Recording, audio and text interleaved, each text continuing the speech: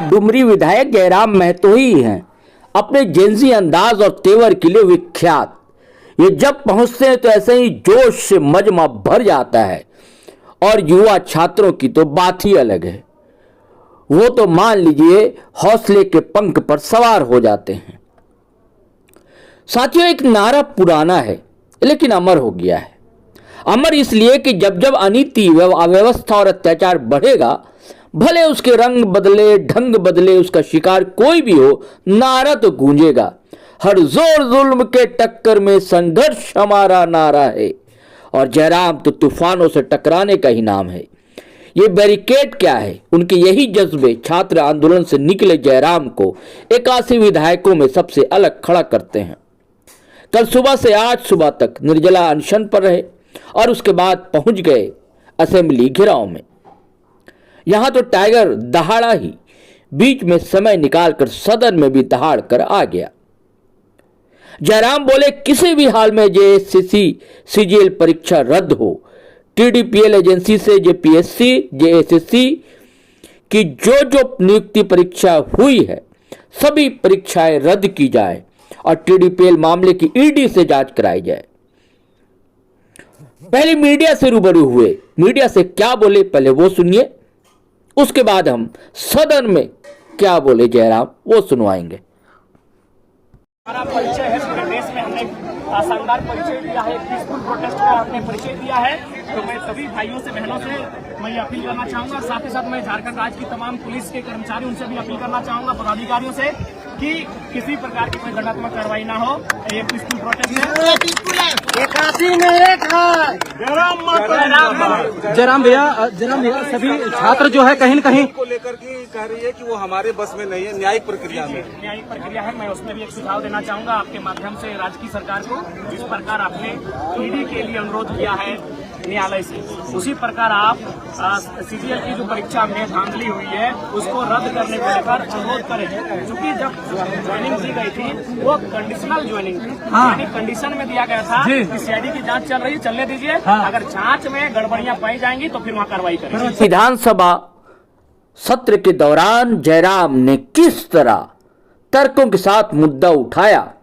और हां, एक बात और, आज जिस तरह विधानसभा घेराव के दौरान छात्रों पर लाठियां बरसी हैं, उसकी भी जांच की मांग जयराम ने कर दी है। सुनिए साथियों, सदन में क्या बोले, किस तरह गरजे और दहाड़े टाइगर जयराम कुमार महतो।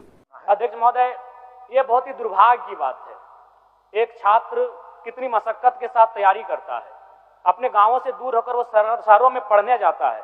और महोदय, अगर इसी प्रकार की हर एक परीक्षा में धांधली होगी, 40 लाख, 50 लाख, 60 लाख में सीटें बेची जाएंगी, बताइए आने वाले दिन कौन से माता पिता अपने बच्चों को पढ़ाएंगे।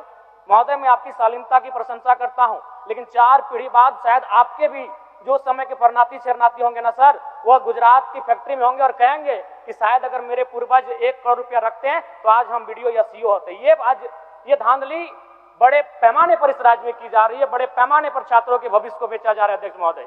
इसलिए मैं आपसे आग्रह करता हूं, टीडीपीएल द्वारा जितनी भी परीक्षाएं संचालित की गई हैं और अभय तिवारी का नाम जिन जिन परीक्षाओं में शामिल हुआ है, उन परीक्षाओं को तत्काल सरकार संज्ञान में लेते हुए अगर न्यायिक पेच है तो उस पे न्यायालय से अनुरोध करते हुए इसको रद्द करा जाए। मैं ये मांग करता हूं महोदय कि अभी जो वर्तमान में छात्रों का प्रोटेस्ट चल रहा है, सरकार ने संज्ञान में लेते हुए हालांकि जेपीएससी पीटी की 14वीं परीक्षा को रद्द किया है, लेकिन मेरा सवाल अध्यक्ष महोदय यहीं से प्रारंभ होता है। छात्रों से वार्ता करने के बाद जब वो परीक्षा रद्द हुई, अध्यक्ष महोदय, जिस व्यक्ति को मास्टरमाइंड बताया जा रहा है अभय तिवारी, उसका सिलेक्शन जेएसएससी सीजीएल की परीक्षा से हुआ था। साथ ही साथ उनके लगभग 1 दर्जन रिश्तेदारों का सिलेक्शन इसी सीजीएल की परीक्षा से हुआ था। उसने स्वीकारा है कि लगभग 400 अभ्यर्थियों का सिलेक्शन उसने करवाया है सीजीएल के माध्यम से। अध्यक्ष महोदय, तो इसलिए मैं ये मांग करता हूं, जो छात्रों की मांग है उच्च स्तरीय जांच, सीबीआई जांच की, और साथ ही साथ सीजीएल की परीक्षा को रद्द करने की। महोदय, उसमें सरकार का पक्ष ये है कि उसमें न्यायिक पेच है। तो महोदय, मैं उस पर यह कहना चाहूंगा कि जिस प्रकार जब सरकार ईडी से वित्तीय लेन देन की जांच कराने का आग्रह न्यायालय से कर सकती है, तो मेरा मानना है कि न्यायालय के समक्ष सीजीएल की परीक्षा को रद्द कराने के लिए भी अपना विचार प्रस्तुत कर सकती है। चलिए महोदय, थोड़ा सा अध्यक्ष महोदय, और एक सवाल आता है कि जेपीएससी 1 और 2 कि उसकी जांच सीबीआई ने की थी, उस पर क्या कार्रवाई हुई।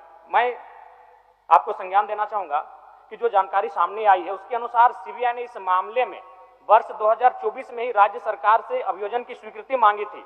आज 2 साल बीत चुके हैं, राज्य सरकार ने अभियोजन नहीं भेजा है अध्यक्ष महोदय। और अभी फिलहाल लाठीचार्ज हुआ है। मैं आपसे ये मांग करता हूं कि उस लाठीचार्ज की जांच कराई जाए और जो दोषी आएंगे उन पे कार्रवाई की जाए अध्यक्ष महोदय।